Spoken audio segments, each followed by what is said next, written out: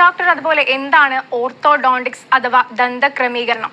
ഈ ദന്തക്രമീകരണ ചികിത്സ എപ്പോൾ തുടങ്ങണം? നല്ലൊരു ചോദ്യമാണത്. ഓർത്തഡോണ്ടിക്സ് എന്ന് പറയുന്നത് ഒരു ദന്തക്രമീകരണം എന്ന് പറയുമ്പോൾ അതിൽ പല്ലിൽ കമ്പിയിടുന്ന ട്രീറ്റ്മെൻറ്റ്സ് ഉണ്ട്, അലൈനർ ട്രീറ്റ്മെൻറ്റ്സ് ഉണ്ട്, അതേപോലെ തന്നെ പല്ലുകളുടെയും മോണയുടെയും നമ്മുടെ പല്ലിന് ചുറ്റിനുമുള്ള എല്ലുകളുടെയൊക്കെ കറക്ഷൻസ്, നമ്മുടെ താടി എല്ലുകളുടെ കറക്ഷൻസ്, ഇതൊക്കെ ഈ ഒരു ഡിപ്പാർട്ട്മെൻറ്റിൽ വരുന്ന കാര്യങ്ങളാണ്.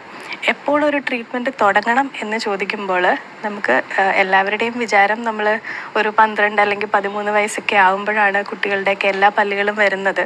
ആ ഒരു സമയത്താണ് നമ്മൾ കറക്ഷൻസ് ചെയ്ത് തുടങ്ങേണ്ടതെന്നാണ്. പക്ഷെ അങ്ങനെയല്ല. ഐഡിയലി നമ്മളൊരു 6 അല്ലെങ്കിൽ 7 വയസ്സ് ഒക്കെ ഉള്ള സമയത്ത് തന്നെ ഒരു കുട്ടീനെ ഒരു ഓർത്തഡോണ്ടിസ്റ്റിനെ കാണിക്കണം എന്നാണ്. കാരണം ആ സമയത്താണ് പാൽപ്പല്ലുകൾ പോയിട്ട് പെർമനൻറ്റ് ടീത്തൊക്കെ വരുന്നത്.